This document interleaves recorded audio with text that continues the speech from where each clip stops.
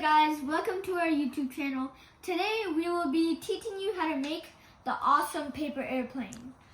Okay, you'll need tape and paper. So, let's get started. First, you're gonna fold the paper like this.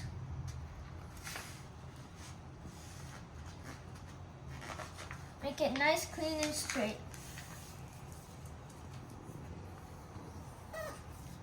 Okay, now you're gonna make this side go to this side, like this.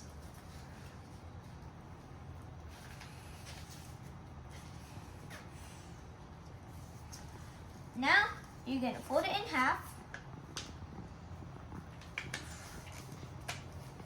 and now fold it like this so we can make the wings.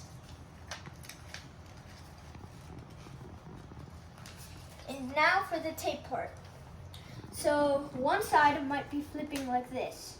So you're going to use the tape to tape it at the end over here.